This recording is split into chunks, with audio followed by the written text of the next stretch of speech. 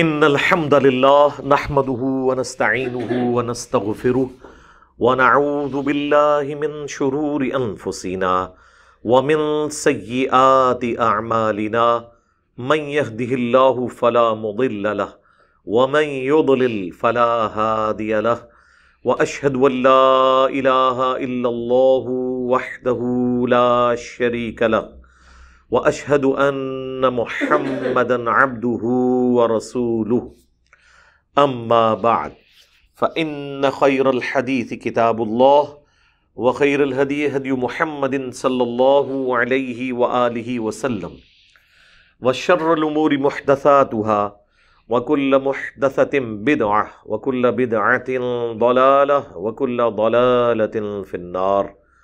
اعوذ باللہ السمیع العلیم من الشیطان الرجیم من ہمزہ ونفخہ ونفثہ بسم اللہ الرحمن الرحیم رب اشرح لی صدری ویسر لی امری واحلل عقدۃ من لسانی یفقہوا قولی. بسم اللہ الرحمن الرحیم ان اللہ وملائکتہ یصلون علی النبی یا ایہا الذین آمنوا صلوا علیہ وسلموا تسلیما. اللہم صلی علی محمد وعلی آل محمد کما صلیت علی ابراہیم وعلی آل ابراہیم انک حمید مجید. اللہم بارک علی محمد وعلی آل محمد کما بارکت علی ابراہیم وعلی آل ابراہیم انک حمید مجید. اللہم ربنا آتنا فی الدنیا حسنہ وفی الآخرۃ حسنۃ وقنا عذاب النار. ربنا آتنا من لدنک رحمہ وہیئ لنا من امرنا رشدا. لا الہ الا انت سبحانک انی کنت من الظالمین. حسبنا اللہ ونعم الوکیل. یا حی یا قیوم برحمتک استغیث ولا حول ولا قوة الا باللہ العلی العظیم. آمین. سورۃ المائدہ کی آیت نمبر 89 کور کرنے سے پہلے، جس میں قسم کا کفارہ بیان ہوا ہے، یہ دو ٹرمنالوجیز جو یوز ہوتی ہیں ان کو آپ سمجھ لیں. ایک ہے قسم اور ایک ہے منت. منت ہی کے لیے نظر کا لفظ بھی استعمال ہوتا ہے عربی زبان میں. قسم یہ ہے کہ آپ اللہ کی قسم کھا کر کوئی بات اپنے اوپر مستقبل کے لیے پابند کر لیں کسی بات کا. وہ کام کرنے کی بھی قسم ہو سکتی ہے، نہ کرنے کی بھی قسم ہو سکتی ہے. مثلا کوئی شخص کہتا ہے کہ میں اللہ کی قسم اٹھاتا ہوں کہ میں فلاں وقت کی نماز فلاں مسجد میں پڑھوں گا. اب اگر وہ اس وقت کی نماز اس مسجد میں پڑھنے سے کامیاب نہیں ہوتا، یا وہ کہتا ہے جماعت سے پڑھوں گا اور جماعت سے نہیں پڑھتا، یا پڑھتا جماعت سے ہے لیکن ایک رکعت بھی اس کی فوت ہو جاتی ہے، تو وہ گویا اس کی قسم ٹوٹ گئی. اب اسے کفارہ ادا کرنا ہوگا. یا وہ کہے کہ میں قسم اٹھاتا ہوں کہ میں تیرے گھر نہیں آؤں گا. اب یہ نہ والی قسم ہے، تو جیسے ہی وہاں پر چلا جائے گا تو اس کی قسم ٹوٹ جائے گی. اب اسے کفارہ ادا کرنا ہوگا، ادروائز وہ گنہگار ہوگا. اسی طریقے سے اکثر جلاد قسم کے جو خامند ہیں وہ اپنی بیویوں سے کہتے ہیں کہ اگر تو اپنے بھائی سے ملی یا فلاں بہن سے ملی یا فلاں رشتہ دار سے ملی تو تجھے میری طرف سے 3 طلاق.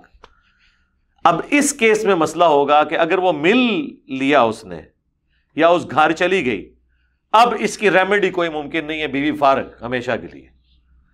ملنے سے پہلے یہ ریمیڈی ہے کہ آپ بول دیں کہ میں اپنی قسم توڑتا ہوں اور اس کا کفارہ ادا کر دیں، اور اس کے بعد وہ عورت وہاں پہ چلی جائے تو پھر وہ عورت آپ کے عقد سے نہیں نکلے گی. تو یہ وہ والی قسم ہوگی. اس طرح کے عموماً سوالات پوچھنے میں آتے ہیں، وہ سارے کے سارے قسم کی کیٹیگری میں فال کرتے ہیں. دوسری چیز ہے منت یا نظر ماننا. وہ یہ ہے کہ میرا فلاں کام ہوا تو میں اتنا مال اللہ کی راہ میں صدقہ کروں گا، میں فلاں جانور خیرات کر دوں گا، ذبح کروں گا، میں 1000 نوافل پڑھوں گا. ہاں، یہ بھی لوگوں نے ملے ہوتے ہیں. میں روزانہ 2 رکعت نفل پڑھا کروں گا. اب اس وقت تو مان لیتے ہیں، لیکن بعد میں پتہ چلتا ہے بھی روزانہ اس طرح پڑھنا، یہ 1000 رکعت پڑھنا یہ بڑا مشکل ہے. تو یہ جو اس طرح کی نظر مانی ہوئی ہے نا، اس کو منت بھی کہتے ہیں. اس کو بھی اگر کسی نے توڑنا ہے وہ تو توڑ سکتا ہے. یعنی اگر کسی نے 1000 رکعت پاس ہونے کے اوپر مانے ہوئے ہیں تو ٹھیک ہے، وہ نہ پڑھے، کفارہ ادا کرتے. اس کا کفارہ جو ہے نا وہ قرآن میں نہیں آیا. وہ صحیح مسلم میں حدیث ہے کہ نظر توڑنے کا کفارہ بھی وہی ہے جو قرآن میں قسم توڑنے کا کفارہ ہے. مشکات میں آپ کو دوسری جلد کے اندر نا نظر اور قسم وغیرہ کی یہ ساری احادیث ڈیٹیل سے مل جائیں گی. صحیح مسلم میں یہاں تک حدیث موجود ہے، نبی علیہ السلام نے فرمایا کہ نظر جو ہے نا، اللہ کی نافرمانی میں کوئی نظر پوری نہیں کرنی. اگر مانی بھی ہے تو وہ توڑنی ہے اور اس کا کفارہ ادا کرنا ہے. اور نہ کوئی ایسی نظر مانو کہ جو تم پوری کر نہیں سکتے. میں تیرے لیے چاند توڑ کے لے آؤں گا، تو یہ تو نہیں کوئی کر سکتا. یا میں اتنے تولے کا زیور بنوا دوں گا، اور اتنی استطاعت ہی نہیں ہے. اس طرح کی جو نظر مانی ہوئی ہے نا، تو صحیح مسلم میں حدیث ہے، نہ ایسی نظر پوری کرو جو اللہ کی نافرمانی میں ہے، اور نہ ایسی نظر مانو کہ جو تم پوری نہیں کر سکتے. نافرمانی میں عموماً فلاں دربار پہ اگر میرا بیٹا ہوا تو فلاں دربار پہ میں جا کے 5 سال کی عمر تک اس کے بال نہیں کٹواؤں گا، اور وہ جتنی چٹیا ہے وہ جا کے ریموو کرواؤں گا. تو یہ حرام ہے. کفارہ ادا کریں اور اس قسم اس نظر کو توڑ دیں. یہ پوری، اس کا پورا کرنا حرام ہے، توڑنا واجب ہے. حتیٰ کہ ابو داؤد میں حدیث ہے، ایک صحابی نے منت مانی کہ میں مقام بوانا پہ اونٹ قربان کروں گا.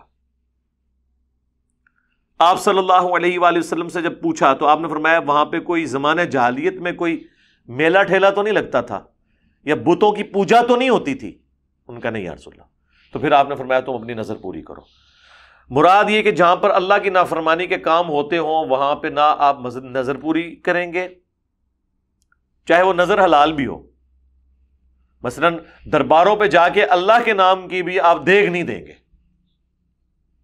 چاول نہیں بانٹیں گے، بکرا نہیں دیں گے اللہ کے نام کا بھی، کیونکہ دربار خود اللہ کے محبوب صلی اللہ علیہ وآلہ وسلم کی تعلیمات کے منافی بنائے گئے ہیں.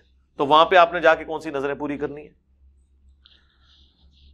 زمانہ جاہلیت میں بھی اگر کوئی وہاں پہ رسم تھی یا بتوں کی پوجا ہوتی تھی، اب نہیں ہو رہی، تب بھی وہاں پر آپ نے نظر نہیں پوری کرنی. کئی لوگ یہ نہ کہیں کہ بزرگاں کا فیض اج بھی جاڑی ہے، آج تے شاہ جی دی یاد تازہ ہو گئی. شاہ نہیں ہوندے سن نا، ایتھے دیگاں دے ہوندے سن. یہ شاہ صاحب دی یاد ہی تازہ کر رہے ہو، وہ چاہے وہ اللہ کے نام کی بھی ہوگی. اور سب سے بڑھ کر بخاری اور مسلم دونوں میں حدیث ہے، اللہ کے محبوب صلی اللہ علیہ وآلہ وسلم نے فرمایا نظر اور منت ماننے سے تقدیر نہیں ٹلتی، ہاں کنجوس کا مال نکل جاتا ہے. تو at the end of the day نظر منت ماننے سے کچھ بھی نہیں ہونا، تو بہتر ہے مانے ہی نہ. پیسہ بچانا ہے تو بچائیں. تقدیر میں لکھی ہوئی جو تکلیف ہیں ان سے بچنے کا صرف ایک ہی ذریعہ ہے، وہ ہے دعا کرنا یا کسی کی دعا لینا. ایک روایت ہے صدقہ تقدیر کو ٹال دیتا ہے، وہ بھی ضعیف ہے. اصل چیز جو ہے بخاری مسلم میں ہے کہ اگر کوئی شخص چاہتا ہے کہ اس کے رزق میں برکت ہو جائے اور اس کی عمر لمبی دراز کر دی جائے تو اپنے رشتہ داروں کے ساتھ حسن سلوک کرے. یہ حدیث بخاری مسلم دونوں میں ہے. رشتہ داروں کے ساتھ جو سب سے مشکل کام ہے، دوسروں کے ساتھ کرنا آسان ہے، رشتہ داروں سے کرنا مشکل ہو جاتا ہے کیونکہ جیلسی فیکٹر آ جاتا ہے وہاں پہ. تو یہ ایک ذریعہ ہے کہ آپ تقدیر میں لکھی ہوئی تکلیف، اور ظاہر ہے کہ اس سے بھی وہی تکلیف ٹلیں گی جن کا ٹلنا اللہ نے اس کے ساتھ جوڑا ہوا ہے. اور جس تکلیف کو اللہ نے پکا آپ کے ساتھ مقدر کر دیا ہے اس کو نہ کوئی دعا ٹال سکتی ہے نہ کوئی صدقہ ٹال سکتا ہے. وہ آپ کی قسمت ڈیسٹنی کا حصہ ہے، وہ آپ کی آزمائش کا حصہ ہے. جیسا کہ حسین ابن علی کی شہادت، ابو ذر غفاری کی غریب الوطنی، یہ ڈیسٹنی ہے، اس کو کوئی نہیں ٹال سکتا. اس کو تو اللہ کے نبی نے دعا کر کے نہیں کہا کہ یہ اللہ ٹال دیا جائے، یہ وہ آزمائشیں جو وَلَنَبْلُوَنَّكُمْ بِشَيْءٍ مِّنَ الْخَوْفِ وَالْجُوعِ وَنَقْصٍ مِّنَ الْأَمْوَالِ وَالْأَنفُسِ وَالثَّمَرَاتِ کے تحت ہے۔ اب قسم کی طرف واپس آ جائیں۔ قسم کا کفارہ بھی وہی ہے جو اس میں سورۃ المائدہ کی آیت نمبر 89 میں آ رہا ہے، اور نظر توڑنے کا بھی، قسم توڑنے کا بھی۔ قسم کے بارے میں بخاری مسلم میں حدیث ہے، اللہ کے محبوب صلی اللہ علیہ وآلہ وسلم نے فرمایا کہ بعض اوقات میں کسی معاملے میں قسم کھا لیتا ہوں کہ فلاں شخص کو مال غنیمت میں مال نہیں دوں گا، بعد میں مجھے احساس ہوتا ہے کہ نہیں یار میں نے غلط قسم کھائی ہے، یا وہ حقدار ہے، یا وقتی غصہ تھا، میں اپنا قسم کو توڑ کے اس کا کفارہ ادا کر دوں گا اور میں اسے وہ مال دے دوں گا۔ اور حضور ایسے کرتے تھے۔ تو قسم توڑنا ضرورت پڑنے پر یہ سنت ہے۔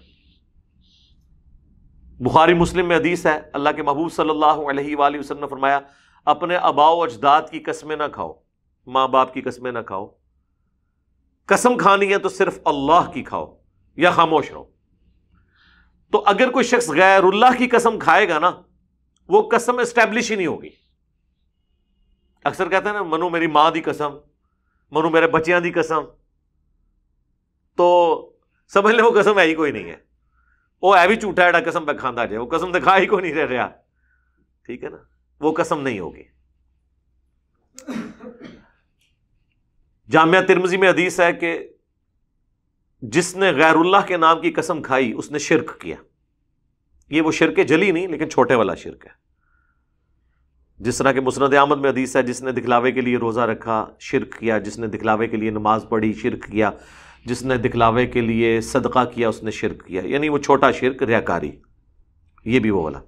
تو آپ کھا نہیں سکتے اس طرح کی قسم۔ کوئی شخص یہ قسم کھائے کہ جی میں نبی صلی اللہ علیہ وآلہ وسلم کی قسم بھی آپ نہیں کھا سکتے۔ قرآن کی قسم جو ہے نا یہ کھائی جا سکتی ہے جواز کی حد تک، کیونکہ قرآن اللہ کی صفت ہے، قرآن غیر اللہ نہیں ہے اس اعتبار سے، کیونکہ وہ اللہ کی صفت ہے، غیر مخلوق ہے، اللہ کا کلام ہے، اور کلام متکلم کی صفت ہوتا ہے۔ جیسا کوئی کہ مجھے اللہ کی رحمت کی قسم، تو ظاہر ہے اسے کوئی بھی غلط نہیں کہے گا۔ تو اسی طریقے سے مجھے اللہ کے کلام کی قسم، تو وہ غیر اللہ نہیں ہے، اللہ کی صفت ہے۔ لیکن پیغمبر جو ہے وہ مخلوق ہے، مخلوق کی قسم نہیں کھا سکتے۔ تو باقی یہ جو بزرگوں کی قسمیں کھانا، ماں باپ کی قسمیں کھانا، یہ جذباتی ہے، اس چیز کو اسلام میں بالکل پسند نہیں کیا گیا۔ اور جب غیر اللہ کی قسم ہوگی تو وہ قسم اٹھانا تو گناہ ہے، وہ اسٹیبلش بھی نہیں ہوگی۔ اس طریقے سے بعض اوقات وہ لوگ کہتے ہیں کہ جی وہ قرآن پہ حلف دے دو، اور بعض لوگ کہتے ہیں نہیں جی نہیں قرآن کو بیچ میں سے نکالو، جی قرآن اس لیے تو نازل نہیں ہوا۔ بے شک قرآن اس لیے نازل نہیں ہوا، تو قرآن اس لیے بھی تو نازل نہیں ہوا تھا کہ آپ پڑھ پڑھ کے لوگوں کو بخشیں اور قرآن پہ عمل نہ کریں، وہ بھی تو آپ کر رہے ہیں نا۔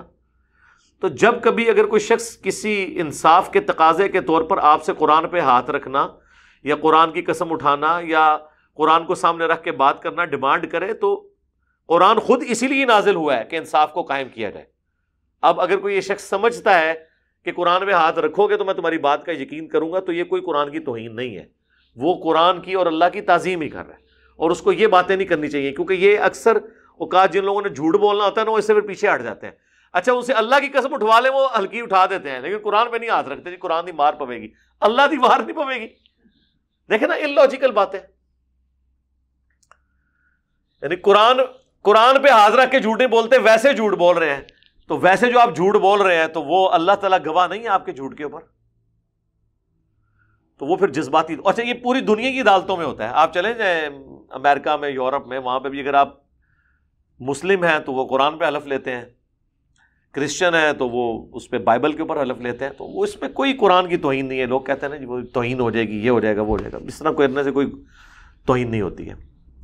کوئی ڈیمانڈ کرے تو اٹھانے میں کوئی مسئلہ نہیں ہے۔ امام جعفر الصادق بن محمد باقر رحمہ اللہ کے بارے میں ایک بڑا مشہور واقعہ ہے، انہوں نے کسی کو 5 دینار 5 سونے کے سکے قرض دیا تھا، تو جب ڈیمانڈ کیا تو اس نے آگے سے جھوٹ بولا کہ میں نے آپ سے کوئی قرض لیا نہیں ہے،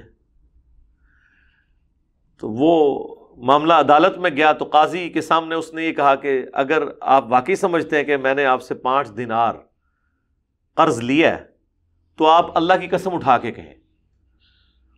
اور وہ یہ ایکسپیکٹ کر رہا تھا کہ یہ 5 سکوں کے پیچھے قسم نہیں اٹھائیں گے, اتنی بڑی ہستی ہیں, تو میری بھی جان چھوٹ جائے گی. لیکن مسئلہ یہاں پہ قسم اٹھانے یا نہ اٹھانے کا نہیں تھا, ان کی کریڈیبلٹی کا مسئلہ تھا. خیر انہوں نے اپنی کریڈیبلٹی کا مسئلہ بھی نہیں سمجھا. انہوں نے کہا میں اللہ کی قسم اٹھاتا ہوں تو نے 5 دینار مجھ سے لیے. تو جب اس کی ڈیمانڈ تھی قسم اٹھائیں تو میں مان لوں گا. انہوں نے وہ اٹھائی تو وہ پھر دوسری طرف چل پڑا, کہتے جی آپ نے 5 سکوں کے پیچھے قسم اٹھائی. تو انہوں نے کہا میں نے, اگر میری قسم اٹھانے سے تو 5 حرام کے سکے کھانے سے بچ گیا تو میں نے تو تیری آخرت بچائی ہے, باقی میں نے قرضہ تجھے اللہ کے لیے معاف کیا. لیکن یہ پورا ایپیسوڈ کرنے کے بعد تاکہ وہ سانپ بھی مر جائے اور لاٹھی بھی بچ جائے. تو یہ بھی ایک سمجھانے کا طریقہ. جس طرح ہم لوگوں کو کہتے ہیں کہ آپ لوگوں کو یہ ڈائریکٹ نہ بتایا کریں کہ آپ کے بابے نے یہ کام ڈالا ہے, آپ ویسے کہا کریں اگر کوئی بابا یہ کرے فتویٰ پہلے لے لیں بعد میں کہ تو اٹھی جائے. یا اس سے بھی اچھا طریقہ ہے کہ اگر بریلوی کو منوانا ہے تو آپ دیوبندیوں کی طرف اس سارے غلاظت کو منسوب کر کے اور کہیں جی ایسا دیوبندیوں نے ایک بزرگ انہوں نے اے لکھا جائے تو کیا خیال ہے, تو کیا خیال ہے وہ کہ کہیں گے اس خیال میں اتنی ساری گالیاں ایڈ کر کے وہ آپ کو واپس کریں گے. ان کو کہیں گے یہ گالاں جڑی ایڈ کی تھی تو بزرگ نے کیا. ٹھیک ہے, تو یہ حکمت ہوتی ہے. حلال و حرام کا معاملہ بڑا سینسٹیو ہے. تو قسم کے اعتبار سے بھی یہ ساری چیزیں, تو قسم میرا خیال ہے یہ سارے مسائل پتہ ہونے چاہیے. خصوصاً شادی شدہ لوگوں کو ان کو بڑے جذبات آ جاتے ہیں. غیر شادی شدہ لوگوں کو تو بڑا کم ہی قسم اٹھانے کا موقع ملتا ہے. سچی قسم بھی اگر کوئی اٹھاتا ہے نا کاروبار میں, تو بخاری کی حدیث ہے کہ مال تو بک جائے گا لیکن برکت اٹھ جائے گی. لیکن اس قسم کا کفارہ نہیں ہوگا جو قسم آپ ویسے کھاتے ہیں, جب تک کہ کوئی وائلیشن اس اعتبار سے نہ ہو رہی ہو مستقبل کی. مثلا کوئی شخص کہتا ہے نا کہ اللہ کی قسم مجھے یہ چیز اتنی خرید پڑی ہے, تو اس نے کوئی مستقبل کے کسی واقعے کی طرف اپنے اوپر بائنڈنگ نہیں کی ہے, بلکہ اس نے ایک جھوٹ بولا ہے قسم اٹھا کر.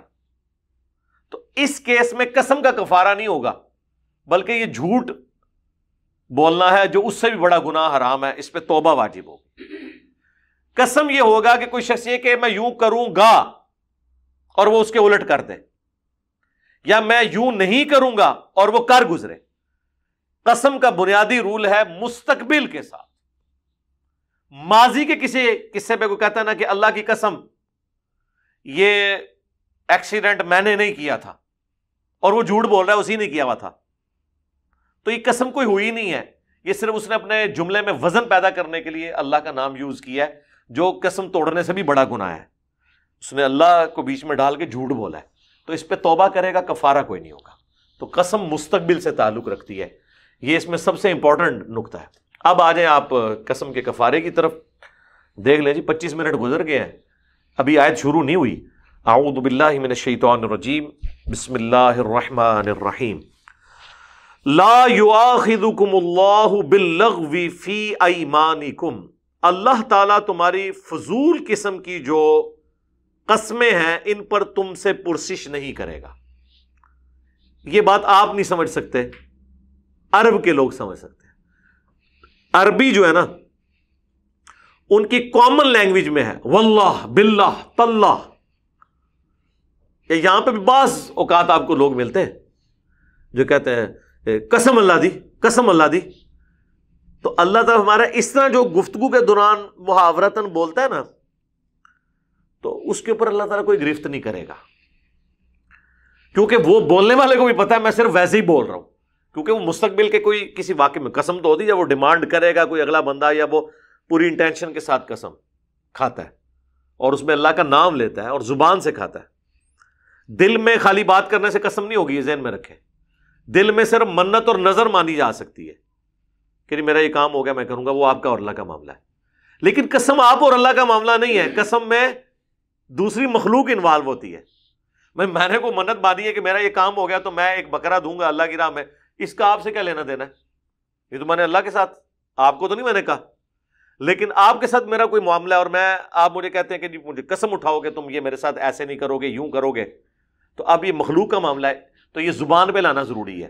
منت کے لیے زبان پہ لانا ضروری نہیں ہے، قسم کے لیے زبان پہ لانا ضروری ہے. قسم دل میں نہیں اٹھائی جاتی. یعنی اگر کوئی دل میں اپنی بیوی کو کہتا نا تو گئی تو مطلب تو کوئی طلاق نہیں ہوگی. تو لہٰذا اگر کسی نے قسمیں اس طرح کی ڈالنی ہے دل میں ہی ڈالتے رہے، کٹ در بولتا رہتا. ٹھیک ہے، اللہ تمہاری پکڑ نہیں فرمائے گا لغو قسم کی قسموں پہ. وَلَٰكِن يُؤَاخِذُكُم بِمَا عَقَّدتُّمُ الْأَيْمَانَ، بلکہ اللہ تو پرسش کرے گا ان قسموں کے ساتھ جو تم پختہ کر کے اسٹیبلش کرتے ہو، جس میں ظاہر زبان سے کہنا ضروری ہوگا. فَكَفَّارَتُهُ، تو اس کا پھر کفارہ ہوگا. تو کفارے کا مطلب یہ ہے کہ وہ توڑ دی ہے. یہ نہیں کہ جس نے قسم کھائی ہے تو اب وہ کفارہ بھی ادا کرے گا، نہیں. قسم اگر پوری کر دیتا تو ٹھیک ہے، پھر تو کفارہ کوئی نہیں. قسم توڑنے کا کفارہ. اطعام 10 مساکین، کفارہ یہ ہے کہ 10 مساکین کو کھانا کھلاؤ. من اوسط ما تطعمون اہلیکم، وہ درمیانی درجے کا کھانا جو تم اپنے گھر والوں کو کھلاتے ہو.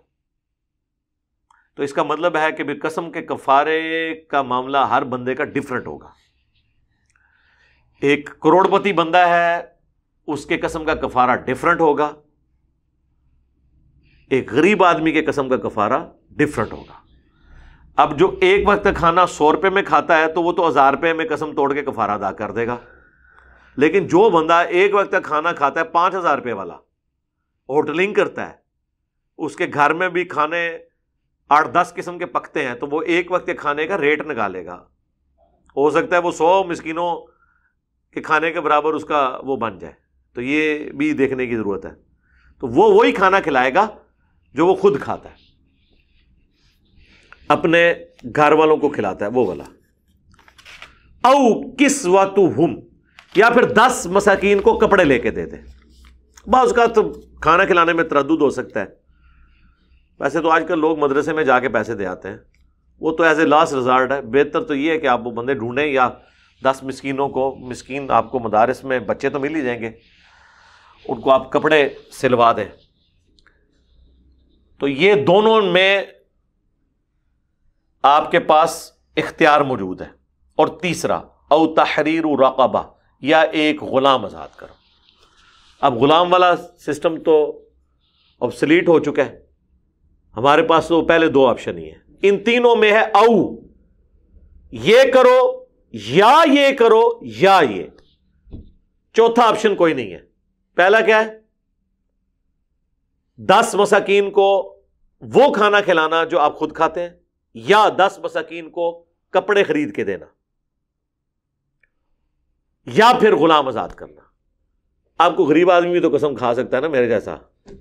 اس کے لیے اللہ نے کہا ہے کہ جو غریب آدمی جو افورڈ نہیں کر سکتا، فَمَن لَّمْ يَجِدْ، جو یہ نہ پا سکے، فَصِيَامُ 3 أَيَّامٍ، تو وہ 3 دن کا روزہ رکھ لے. تو یہ اس کے ایکویلنٹ ہو جائے گا. 3 دن کا روزہ رکھ لے تو اس کا وہ پھر کفارہ ادا ہو جائے گا. ذَلِكَ كَفَّارَةُ أَيْمَانِكُمْ اذا حلفتم، یہ کفارہ ہے تمہاری قسموں کا جب کہ تم قسم اٹھا بیٹھو. اور اس کے اندر امپلائڈ ہے کہ وہ اٹھانے کے بعد توڑ دو یا توڑنا چاہو. واحفظوا ایمانکم، اور حفاظت کیا کرو اپنی قسموں کی. کوشش تو یہ کرو کہ اگر واقعی تم نے کوئی جینون کوئی اس طرح کی قسم کھائی ہے تو اس کی حفاظت کرو. لیکن یہ حفاظت ان قسموں کی ہے جو آپ نے کوئی انسانوں والی قسمیں کھائی ہوئی ہیں. جو گھنڈوں والی آپ نے قسمیں کھائی ہوئی ہیں، زبردستی کسی کے ساتھ زیادتی کرنے والی، تو وہ تو اس کو تو توڑنا چاہیے. کذالک یبین اللہ لکم آیاتہ، بالکل اس طریقے سے اللہ تعالیٰ اپنی آیات کو کھول کھول کر بیان کرتا ہے. لعلکم تشکرون، تاکہ تم شکر گزاری کی روش اختیار کر سکو. اللہم اعنا علی ذکرک و شکرک و حسن عبادتک. آمین. سبحان اللہ و بحمدہ سبحان اللہ العظیم. آمین. یہ دیکھ لیں کتنی لمبی آیت تھی، سورۃ المائدہ کی آیت نمبر 89. لیکن ظاہر ہے اس میں ایک بہت اہم ہماری ایک معاشرتی ایشو کو اس کا جو ایک ایسا پہلو جس سے کسی کو بھی واسطہ پڑ سکتا ہے وہ ڈیٹیل کے ساتھ بیان ہوا ہے۔ اب اگلی چند آیات جو ہیں وہ شراب کی حرمت سے متعلق ہیں۔ یہ فائنل احکام ہے، چونکہ سورۃ المائدہ میں شریعت محمدیہ صلی اللہ علیہ وآلہ وسلم کے فائنل احکام آئے، لہٰذا آپ یہاں پہ دیکھیں گے کہ شراب جو 4 سٹیجز کے اندر اللہ تعالیٰ نے آہستہ آہستہ آہستہ اس پہ گرفت کی، یہ فائنل سٹیج تھی جس میں آ کے مکمل طور پہ حرام کر دیا گیا، جوئے کو حرام کر دیا گیا۔ آیت نمبر 90 سورۃ المائدہ، یا ایھا الذین آمنوا، اے اہل ایمان، انما الخمر والمیسر، یہ جو شراب ہے، خمر اور جوا، والانصاب اور بت، والازلام اور جوئے کے تیر، ظاہر ہے وہ آج کل وہ تیر آج تک چل رہے ہیں، وہ گھماتے بھی رہتے ہیں وہ کسینوں کے اندر وہ سارے معاملات، رجس من عمل الشیطان، یہ تو سوائے اس کے کچھ نہیں ہے کہ شیطان کی جو ناپاکی ہے نا اعمال کی، ان میں سے ہے۔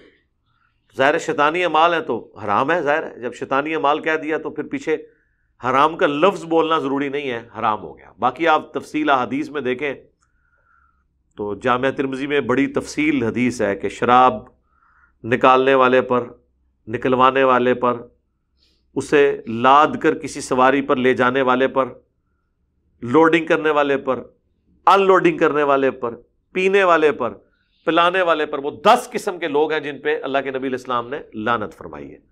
اور شراب تو ظاہر ایک مین چیز ہے نا، وہ صحیح مسلم میں نشہ آور چیزوں کے لیے بھی وہ ساری حدیثیں اپلائی ہوتی ہیں، الگ سے ایک ٹاپک ہے۔ پھر اس کے اوپر حدود ہیں، شراب پینے والے کے لیے کیا اس کے اوپر تعزیر لگائی جائے گی، وہ الگ سے ایک ٹاپک ہے۔ فاجتنبوہ، پس بچ جاؤ اس سے، لعلکم تفلحون، تاکہ تم فلاح پا سکو۔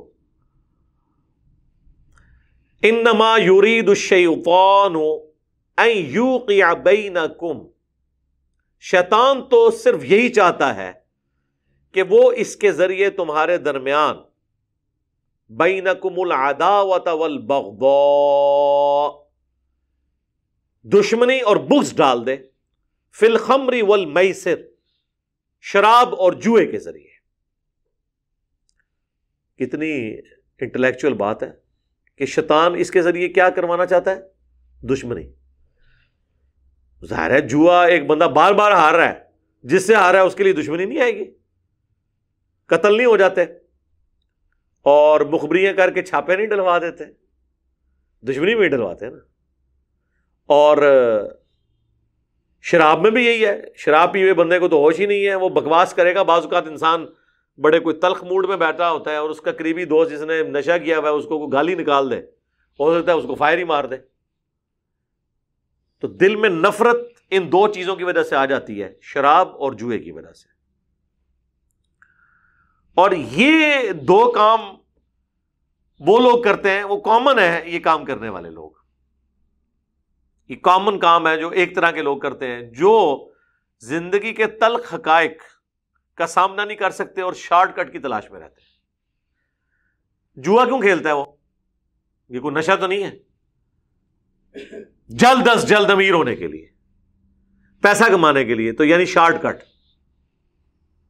شراب کے کیس میں بھی شارٹ کٹ ہوتا ہے، کیونکہ اس میں آپ محنت نہیں کرتے، آپ خود ہی ٹون ہو جاتے ہیں کہ چلو یار کچھ نہیں، ہم اپنا جہان نہیں بدل سکتے، اپنے اس جہان کو بدل ہی سکتے تو ہم وکھرے جہان میں جا کے داخل ہو جائیں۔ تو شراب پینے والا بندہ بھی، وہ آپ اس طرح سمجھیں کہ جو جوا کھیلنے والا ہے نا، وہ اس کبوتر کی مانند ہے جو بلی کو مارنے کی کوشش کرتا ہے اور بلی کا شکار ہو جاتا ہے، اور شراب پینے والا اس کبوتر کی مانند ہے جو بلی کو مار تو نہیں سکتا لیکن اپنی آنکھیں بند کر لیتا ہے، لیکن بلی پھر بھی آگے اسے دبوچ لے گی۔ آنکھیں بند کرنے سے بلی نے کبوتر کو معاف تو نہیں کرنا۔ تو وائس ورسا ہے، اینڈ رزلٹ دونوں کے کیس میں سیم ہی ہے، شراب ہو یا جوا ہو۔ بٹر فیکٹس آف لائف کو جو لوگ فیس نہیں کر سکتے وہ ان 2 چیزوں کا سہارا لیتے ہیں۔ تو اس لیے اللہ تعالیٰ نے ان کا اکٹھا ذکر کیا۔ تو اللہ تعالیٰ ماتا ہے اس کے ذریعے شیطان تمہارے درمیان دشمنی ڈلوانا چاہتا ہے، بغض ڈلوانا چاہتا ہے، وَيَصُدَّكُمْ عَنْ ذِكْرِ اللَّهِ، اور تمہیں روک دینا چاہتا ہے اللہ کی یاد سے، وَعَنِ الصَّلَاةِ، اور نماز سے، فَهَلْ أَنْتُمْ مُنْتَهُونَ، تو باز آتے ہو کہ نہیں؟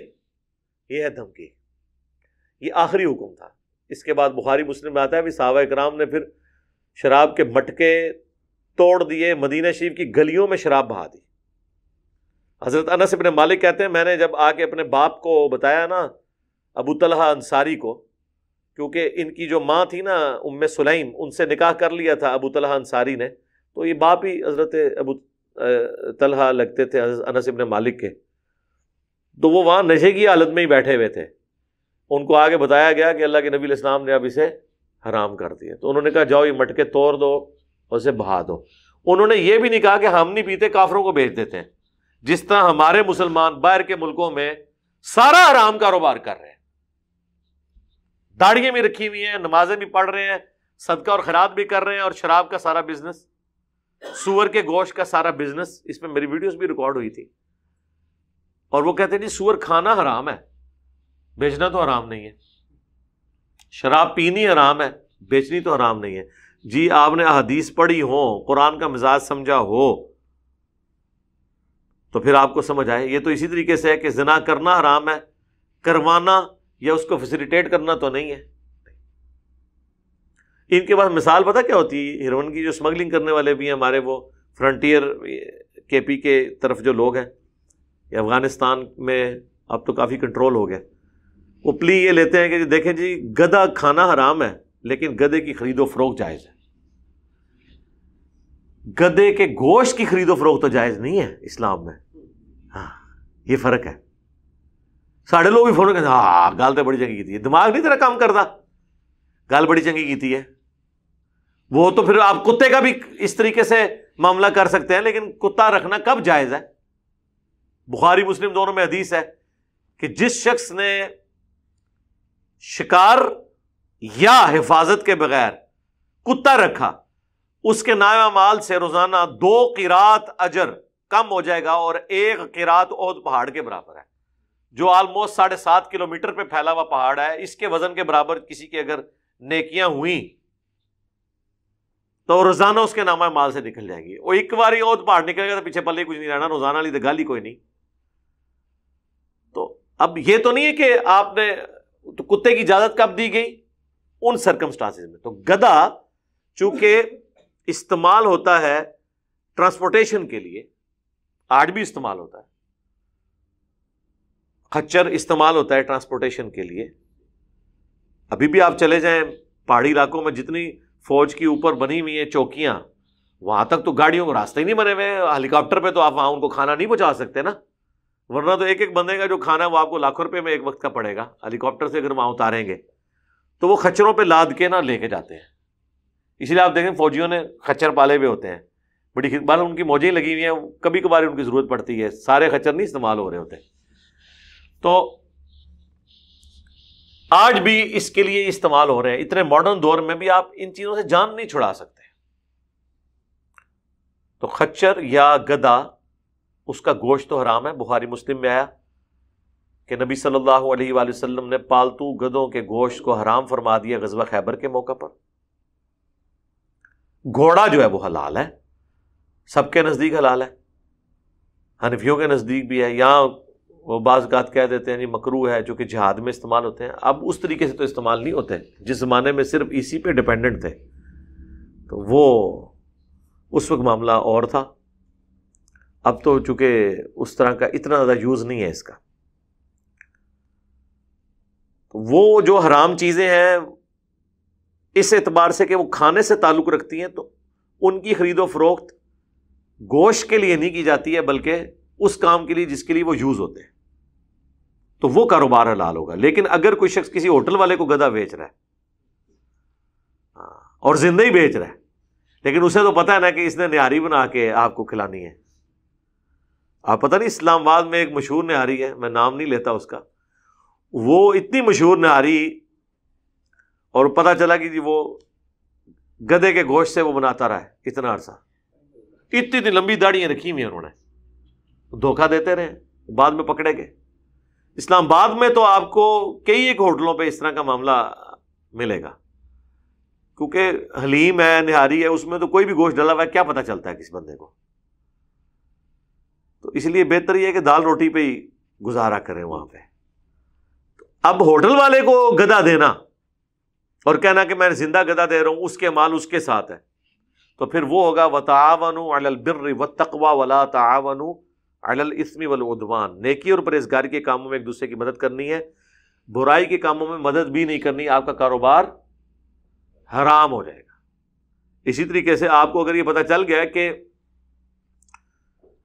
کسی شراب خانے کے لیے آپ سے سیمنٹ، بجری، سریا، اینٹیں مانگی جا رہی ہیں پیورلی، تو آپ نہ دیں میرے بھائی. کیوں بے برکتی کرتے ہیں اس کام میں؟ آپ بالکل اس کا حصہ نہ بنیں. یا نجدیوں کی مسجد بن رہی ہے، وہاں آپ دے دیں. مسجد کسی کی بھی بن رہی ہے، اس میں کوئی مسئلہ نہیں ہے. ظاہر ہے اللہ کو یاد کرنا ہے سامنے. تو یہاں پہ سخت الفاظ کے ساتھ اللہ تعالیٰ نے منع فرما دیا. اب کچھ ایشو اس سے ریلیٹڈ تھا، وہ اگلی آیات میں اللہ تعالیٰ نے کلیئر کیا ہے کہ پہلے جو اتنا عرصہ پیتے رہے، سورۃ النساء میں تو آیا تھا کہ جب نشے کی حالت میں ہو تو نماز کے قریب مت جاؤ. یعنی ویسے شراب پی سکتے ہو، لیکن شراب کے نشے کی حالت میں نماز کے قریب نہیں جانا. نماز کے لیے اس وقت جانا ہے جب کہ آپ کا نشہ اتر جائے. تو ظاہر ہے کہ اس وقت ایک نشہ تھا، عرب کے لوگوں میں یہ چیز رواج تھی. اب جب یہ حرام ہو گیا تو اب ظاہر ہے کہ لوگوں کے تو دماغ میں یہ بات آتی ہے نا، اتنے سال پی ہے، وہ تو ہمارے جسم کا حصہ بن چکی ہے. یہ بھی اکثر لوگ کہتے ہیں نا. آج کا ماڈرن بندہ ہوگا تو وہ کہے گا میرے تو ڈی این اے اور جینز تک شراب پہنچ چکی ہے، تو میں کیسے پاک ہوں گا؟ سر یہ ساری نجاستیں ہیں روحانی اعتبار سے. تو روحانی اعتبار سے جو نجاستیں جس کو روحانیت ڈکلیئر کرتی ہے نا، وہ توبہ سے سب کچھ معاف ہو جاتا ہے. اس میں آپ کو کوئی وہ انڈو کرنے کے لیے کچھ کرنا نہیں پڑتا. جس طرح بعض لوگ ہیں انہوں نے کہیں اپنی جوانی میں ٹیٹو بنوا لیے ہوتے ہیں. اب یہ تو منع ہے، بخاری مسلم میں حدیث ہے، گدوانے والوں پر لعنت فرمائی ہے اللہ اور اس کے نبی صلی اللہ علیہ وآلہ وسلم نے. اب وہ جب کبھی اسلام کے راستے پہ آتے ہیں وہ کہتے ہیں یہ اتنا بڑا نام لکھایا سی، وہ تیزاب ڈال کے اسے ختم کرتے ہیں. تیزاب ڈالنے سے اس طرح ٹیٹو ختم ہوتا ہے؟ وہ کوئی نویں کوئی ٹیٹو تو کوئی اور کوئی شے بن جاتی ہے، وہ اتنا بڑا زخم بن جاتا ہے اور وہ ختم تو نہیں اس نے ہونا. تو ختم کرنے کی ضرورت نہیں ہے نا. اب ہے، آپ نے توبہ کر لی، کافی ہے، کوئی مسئلہ نہیں. مستقبل کے لیے آپ اللہ سے توبہ کریں تو پرانی ساری معافی ہوگی. اس طریقے سے اگر کوئی شخص کسی اسمگلر کے گھر پیدا ہو گیا ہے اور بعد میں اس کو خیال آیا، اب ظاہر ہے اس کا پورا رزق کا بلٹ اپ اسی حرام مال سے ہوا ہے، لیکن وہ اس وقت بچہ تھا، ڈپینڈنٹ تھا، تو اللہ نے اسے اس کے گھر پیدا کیا نا، اس کا تو کوئی قصور نہیں. جب انڈیپینڈنٹ ہو جائے، اپنا مال کمانا شروع کر دے، پھر وہ سسٹم سے الگ ہو جائے. اب یہ کہ میں بچپن سے ابھی تک حرام مال کھاتا رہوں، وہ آپ پہ اس کا گناہ ہے ہی نہیں ہے. اس کا وبال اس پہ ہے جس نے آپ کو کھلایا. یعنی ماں باپ کے اوپر جنہوں نے برا کام کیا، آپ اس سے آزاد ہیں. آپ اس وقت ہوں گے جب آپ یہ کرنا شروع کر دیں، یا آپ اس پہ قدرت رکھتے تھے کہ آپ اس کے بغیر بھی اپنا معاملہ چلا سکتے تھے اور آپ نے نہیں چلایا. یہ بھی اکثر لوگ سوال پوچھ رہے ہوتے ہیں نا. تو یہ اس کے اندر یہ ساری چیزیں اللہ تعالیٰ نے اس میں کور کی ہیں. شراب کے حوالے سے وَأَطِيعُوا اللَّهَ وَأَطِيعُوا الرَّسُولَ، اور اطاعت کرو اللہ کی اور اطاعت کرو اس کے رسول کی. وَاحْذَرُوا، اور ڈر کے رہا کرو، محتاط رہا کرو. فَإِن تَوَلَّيْتُمْ، اگر تم نے اللہ کے احکامات سے منہ پھیرا، فَاعْلَمُوا أَنَّمَا عَلَىٰ رَسُولِنَا الْبَلَاغُ الْمُبِينُ، تو خوب جان لو ہمارے رسول کے ذمہ سوائے صاف صاف پہنچا دینے کے کوئی چیز نہیں ہے. یعنی نبی صلی اللہ علیہ وآلہ وسلم نے صرف پہنچانا ہے، منوانا نہیں ہے. تو میرا آپ سے ایک معصومانہ سوال ہے، وہ پیغمبر جس کی اللہ نے ڈیوٹی اس کام پہ لگائی ہے کہ اس نے صرف بات پہنچانی ہے، منوانی نہیں ہے، تو میرے آپ کا کام تو کسی صورت منوانے والا ہو ہی نہیں سکتا نا. ہم تو اس پیغمبر کی دعوت کو آگے لے کے چل رہے ہیں نا.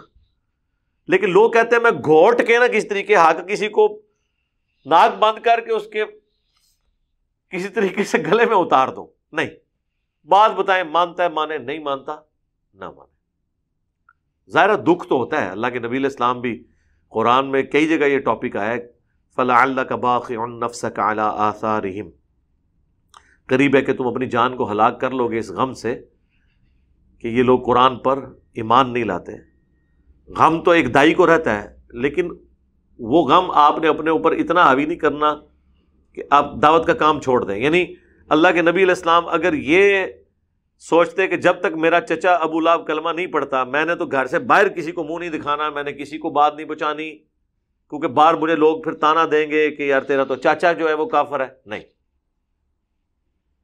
ٹھیک ہے ایمان نہیں قبول کیا، ٹھیک ہے باہر کسی کو دعوت دیں، دعوت کا کام آگے چلتا رہے. روگ لگا کے نہیں بیٹھنا، صرف پہنچانا ہے. روگ ویسے جس نے لگانا ہے وہ اپنے آپ کو لگائے کہ میں کیوں نہیں دین پہ چل رہا. ہم پوری دنیا کی ہدایت کی فکر میں لگ جاتے ہیں، اپنے آپ کو بھول جاتے ہیں. اور یہ جتنا مذہبی طبقہ ہے نا اس کے اندر یہ خرابی پائی جاتی ہے، وہ دنیا کی ہدایت کی فکر کے لیے جو ہے نا کمر بستہ ہو جاتے ہیں، اپنے لیے نہیں. لیس علی الذین آمنوا وعملوا الصالحات، کوئی گناہ نہیں ہے ایسے لوگوں پر جو ایمان لائے اور نیک اعمال کیے. جناح فیما طعموا، اس پر کوئی ان پہ گناہ اور گرفت نہیں ہے جو کھا چکے ہیں وہ پہلے. یعنی جو پہلے کہیں شراب پیتے رہے ہیں، کئی لوگ تو مر گئے تھے نا شراب کی حالت میں. صحیح بخاری میں آتا ہے نا غزوہ احد میں حضرت جابر بن عبداللہ کے جو والد تھے وہ غزوہ احد میں جب گئے تو انہوں نے اپنے بیٹے کو بلا کے وصیت کی کہ میں لگتا ہے کہ شہید ہو جاؤں گا. شراب پی. وہ ظاہر ہے کہ وہ جس طرح آج کل بھی آپ کو پتہ ہے نا جو لوگ عادی ہوتے ہیں یہ نشے کے، وہ جب نشہ لیتے ہیں تو پھر اڑتے ہیں ہوا میں. ٹھیک ہے، تو وہ عرب کے لوگ بھی لڑنے سے پہلے شراب پی لیتے تھے، تو اسی حالت میں وہ شہید ہو گئے. تو اب کئی لوگوں کے دماغ میں تھا کہ میرا تو ابا شراب کی حالت میں مرا ہوا ہے، اگرچہ اس وقت شراب حرام نہیں ہوئی تھی، تو دماغ میں کہیں آ ہی جاتی ہے. تو اللہ نے فرمایا جو پہلے کچھ ہوتا رہے نا کوئی گرفت نہیں ہے. اس لیے گرفت نہیں ہے کہ اللہ نے کوئی گرفت نہیں کی ہوئی تھی اس وقت. اذا متقوا، لیکن شرط ہے کہ جو ڈر کی روش اختیار کرے. اس وقت بھی جب شروع میں دھمکی دی گئی نا کہ دیکھو شراب کے فائدے بھی ہیں نقصان بھی ہیں، لیکن نقصان زیادہ ہے، تو اکثر لوگ تو اسی وقت ہی رک گئے تھے. سمجھ آ گیا تھا کہ یہ اللہ کا مزاج کس طرف ہے. تو اگر واقعی اللہ سے ڈرنے والے لوگ ہیں تو پھر اس پہ کوئی گرفت نہیں. صحیح بخاری میں حدیث ہے کہ اگر کوئی شخص نیک اعمال کرتا ہے نا اور جب وہ بیمار ہو جاتا ہے نا اس کی وجہ سے اس کے وہ نیک اعمال چھوٹ جاتے ہیں. نیک اعمال سے مراد فرض نہیں، عام نفلی بات ہے. فرض تو کسی حالت میں نہیں چھوڑ سکتے. وہ تو بخاری میں حدیث ہے کوئی کھڑے ہو کے نماز نہیں پڑھ سکتا، بیٹھ کے پڑھے، بیٹھ کے نہیں پڑھ سکتا، لیٹ کے پڑھے. لیکن عام نفلی نمازیں، نفلی اذکار، قرآن پاک کی تلاوت، تو بخاری کے الفاظ ہیں کہ نبی علیہ السلام فرمایا جب وہ بیمار ہو اور وہ یہ کام نہ کر سکے تو اللہ تعالیٰ فرشتوں سے کہتا ہے اس کے اعمال ویسے ہی لکھتے رہو جیسے تم اس وقت لکھتے تھے، کیونکہ اگر میں اسے اس طرح کی صحت دوبارہ دیتا، حالات و واقعات دوبارہ دیتا، تو یہ وہی عمل اسی طریقے سے کرتا رہتا. یہ تو میں نے اس پہ آزمائش ڈالی ہے نا. جس طرح میں سمجھتا ہوں میں تو بہت زیادہ آزمائش سے گزر رہا ہوں. یعنی میرے لیے زندگی میں کوئی پوچھے نا مجھے سب سے زیادہ انجوائمنٹ جس میں تھی نا چیز میں، وہ تھا فجر کی نماز تکبیر اولیٰ سے پڑھنا اور اشراق تک مسجد میں بیٹھنا. سنت بھی ہے لیکن اب کئی سال گزر چکے ہیں، میرے لیے سیکورٹی ایشوز ہیں. میں آج بھی اس چیز کو بڑا مس کرتا ہوں. ڈھونڈ کے ایسی مسجد میں جہاں قرآن پڑھا جائے، آدھے پونے گھنٹے کی نماز ہو کم از کم. قرآن بندہ صبح سویرے تو باشو بندہ چارج ہو جاتا ہے، لیکن ظاہر اب حالات و واقعات ہر بندے کے ایسے اس کی اجازت نہیں دیتے کہ وہ اپنے اس طرح کے معاملات کو لے کے چل سکے. تو جب حالات و واقعات ایسے ہوں تو اللہ تعالیٰ پھر اس کے ساتھ ویسے ہی معاملہ کرتا ہے. اسی لیے کہا گیا قرآن میں کہ نیکیاں تولی جائیں گی، گنی نہیں جائیں گی. کسی کے حالات و واقعات ایسے نہیں تھے کہ وہ اتنی نیکیاں کر سکتا، لیکن اس کی تھوڑی نیکیاں بھی ویٹیج میں ہو سکتا ہے دوسرے سے بڑھ جائیں. جو میں اکثر مثال دیتا ہوں کہ ایک بندہ مکہ شریف میں رہتا ہے اور اس کے 3-4 وہاں پہ ہوٹل ہیں، ایک آدھ پیٹرول پمپ بھی ہے، اور وہ 5 وقت جو ہے وہ مہنگی سی ایئر کنڈیشن گاڑی میں بیٹھ کے پارکنگ میں لگا کے اور 20 بچوں کو لے کے جناب تو 5 وقت نماز کعبے میں پڑھتا ہے. اور وہ یہ سمجھتا ہے مجھے 1 لاکھ نمازوں کا ثواب مل رہا ہے، یا چلیں وہ سیدی سے ہو تو 1000 نمازوں کا ثواب تو ٹھیک ہے مل رہا ہے. لیکن جو بندہ پاکستان کی گرمی میں جون جولائی میں جس کو اللہ نے حالات و واقعات نہیں دیے کہ وہ بیچارہ سڑک کنارے کے اوپر کھدائی کرنے مزدوری کا کام کرتا ہے، اذان بھی سنتا ہے، اس کا ٹھیکیدار اتنا سخت ہے کہ اسے نماز پڑھنے کے لیے مسجد میں نہیں جانے دیتا، وہ وہیں کہیں ٹوٹی پہ یا کہیں سے لوٹا لے کے جلدی سے وضو کر کے وہیں پہ اپنا پرنا زمین پہ ڈال کے نماز پڑھ لیتا ہے. تو آپ کیا سمجھتے ہیں اس کی ایک نماز کعبے کی جو اندر 5 وقت نماز پڑھنے والے سے، کیا آپ اس کی ریشو پروپورشن اس طرح کیلکولیٹ کریں گے؟ اس کی ایک نماز ہوتا ہے اس کی 1 سال کی نمازوں میں بھاری ہو اللہ کے نزدیک، کیونکہ اس کو غریب اللہ نے رکھا، اس کو امیر اللہ نے رکھا. اس لیے نیکیاں تولی جائیں گی، گنی نہیں جائیں گی کہ اللہ نے حالات کس کو کیا دیے تھے، ان حالات کے اندر اس نے کتنا پرفارم کیا ہے. یہ بات ہے. اور یہ اس کا سب سے بڑا جج انسان خود ہوتا ہے کہ مجھے جو اللہ نے سرکمسٹانسز دیے میں اس میں کتنا پرفارم کر سکتا تھا. کوئی دوسرا کسی کے بارے میں جج کر ہی نہیں سکتا. یہ ساری مکاریاں جو ہیں وہ انسان لوگوں کو دھوکہ دے سکتا ہے، یا اللہ جج کر سکتا ہے یا وہ بندہ خود اپنے بارے میں جج کر سکتا ہے کہ میں کیا کر رہا ہوں. اور یہ سب سے مشکل کام ہے دنیا کا، اپنے اوپر یہ چیک لگانا کہ میں نے اب اس حالات و واقعات کے اندر میرا اگر دنیا کا نفع ہو تو میں کیا کر لیتا، میں آخرت کے لیے کیا کر رہا ہوں. اب لوگ ہیں، آپ دیکھ لیں ان کے بچے روزانہ ہزاروں روپیہ فاسٹ فوڈ کے اوپر اڑا دیتے ہیں. ان کو کہہ دو یار قرآن ایک ترجمے والا لے کے رکھ لو، یا ایک حدیث شریف کی کتاب لے کے رکھ لو، بخاری شریف، مشکاۃ شریف، مسلم شریف، تو پیسے خرچ کرنے کا دل ہی نہیں کرتا. وہ سمجھتا ہے شاید یہ پیسے کا ضیاع ہو رہا ہے. اور بچوں کو فاسٹ فوڈ کے اوپر، اور یہ جو آگے گند بلا جو آپ کا گروسری کا سامان چل رہا ہوتا ہے، چپس بسکٹ اور پتہ نہیں کیا کیا چیزیں، ٹافیاں، چاکلیٹیں، اور پھر اس کے اوپر دانت خراب ہوتے ہیں، ان دانتوں کے اوپر ہزاروں روپیہ لگاتے ہیں.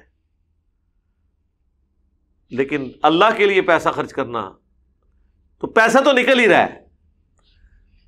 اللہ کی راہ میں خرچ کرنے سے پیسہ کم نہیں ہوتا، زیادہ ہوتا ہے. لیکن کیلکولیشن اس کی کوئی کر نہیں سکتا. وہ جو بندہ دقت نظر سے سوچتا ہے نا، اس کو پھر پتا چلتا ہے کہ ہاں یار یہ اس طرح نہیں اس طرح. اگر کسی شخص کے گھر میں کوئی ایسا میڈیکل کیس نہیں ہے کہ جس میں ہزاروں لاکھوں روپے کی ادویات مہینے کی آتی ہوں، تو لاکھوں روپے کا تو اللہ آپ کو نفع دے رہا ہے نا. دنیا میں ہزاروں ایسے لوگ ہیں جو نمک مرچ والا کھانا بھی نہیں کھا سکتے، ان کے اپنے ہوٹل ہیں. ٹھیک ہے جی، ہوٹل ہیں، کھانا پینا نہیں وہ کر سکتے. اللہ نے کہیں سے پھر ان کو ٹائٹ کیا ہوا ہے. تو اس لیے اگر انسان آخرت اورینٹیڈ ہو، پھر یہ چیزیں معاملات لے کے چلنا آسان ہو جاتا ہے.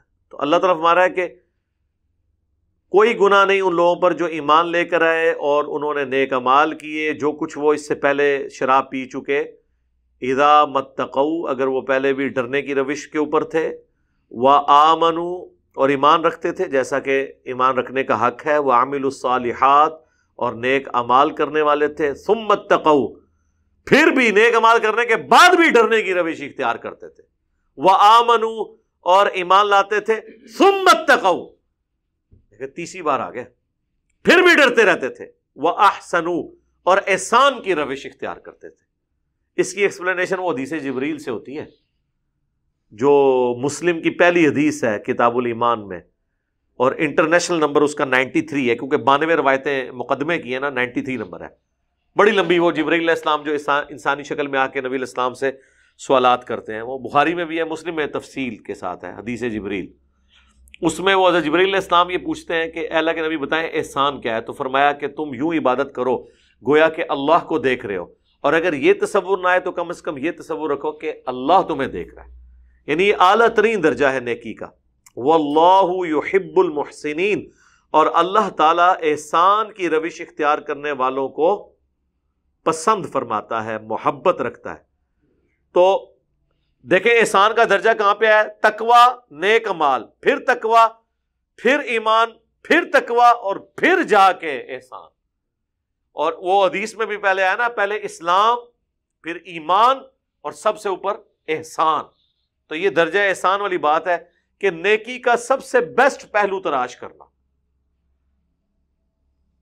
اور جو بالکل کنارے کنارے چلتے ہیں نا، وہ ہوتے ہیں اسلام کے اوپر.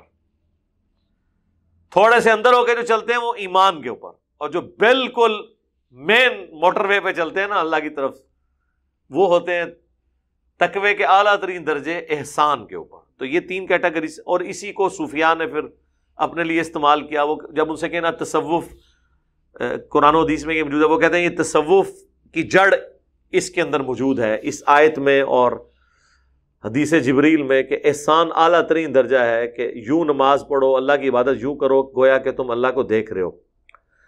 فزیکلی تو ظاہر ہے کوئی نہیں اللہ کو دیکھ رہا ہوتا، تو وہ اس سے اپنے بابوں کا کہتے ہیں جی وہ اللہ کو دیکھ رہے ہوتے ہیں.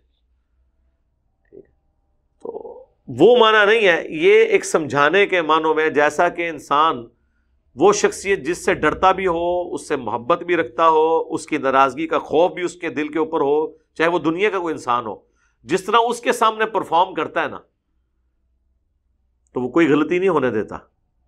کیجول ایٹیچیوڈ نہیں اس کا ہوتا.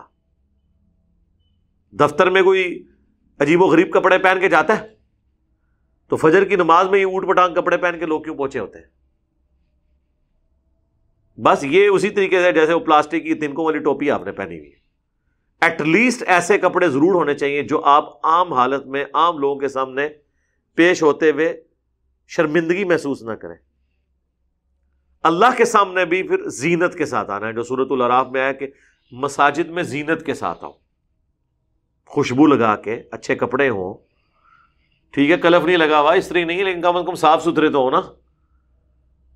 اب وہ کام والے کپڑوں میں ہی چلے جانا، جبکہ آپشن بھی موجود ہے، کوئی اتنا مشکل کام والے کپڑے بھی کوئی ناپاک نہیں ہے اگر کوئی بندہ ایسا کام جس میں ناپاکی انوالو نہیں ہے.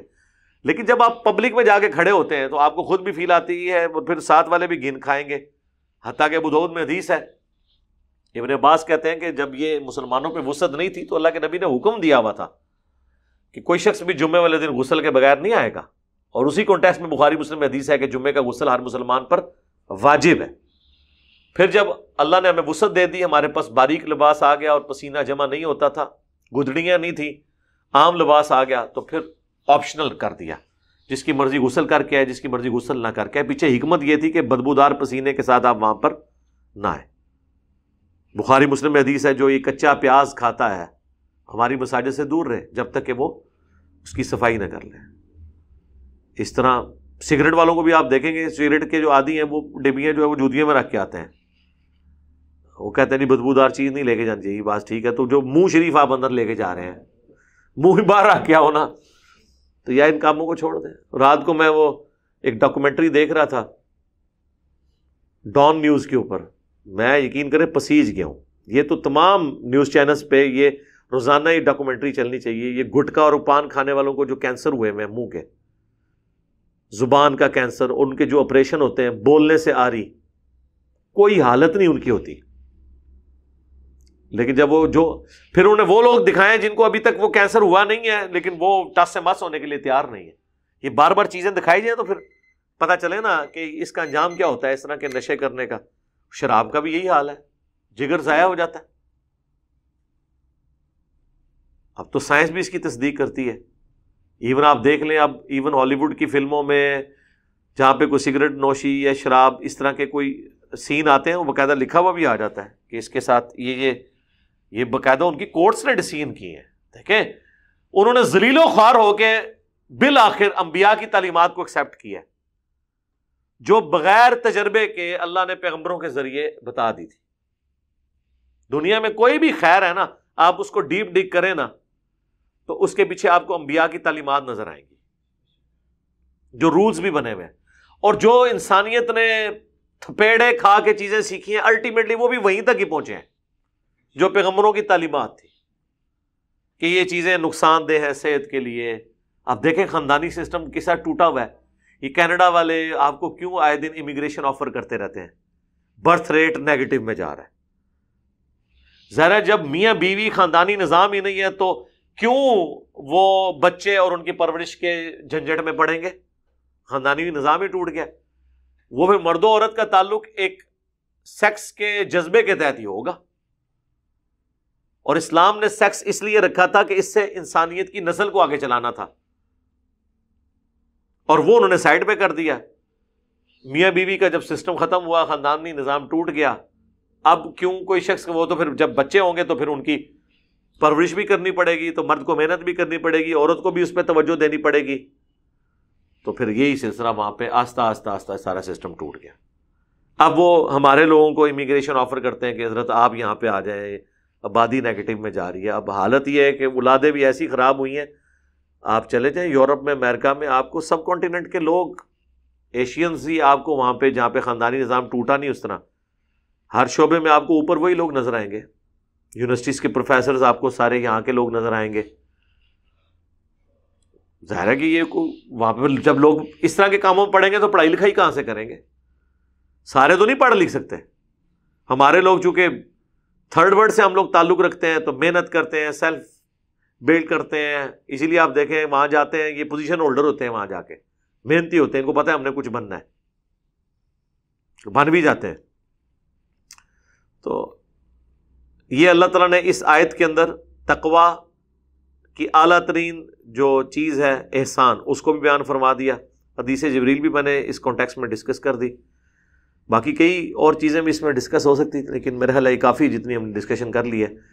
اللہ تعالیٰ سے دعا ہے جو حق بات میں نے کہی اللہ تعالیٰ ہمارے دلوں میں راسخ فرمائے. اگر جذبات میں میرے منہ سے کوئی غلط بات نکل گئی تو اللہ تعالیٰ ہمارے دلوں سے محو کر کے، بھلا کے ہمیں معاف بھی فرما دے. ہمیں کتاب و سنت کی تعلیمات پر عمل کر کے دوسرے بھائیوں تک پہنچانے کی توفیق عطا فرمائے. سبحانک اللہم و بحمدک، اشہد ان لا الہ الا انت، استغفرک و اتوب الیک، وما علینا الا البلاغ المبین. آمین.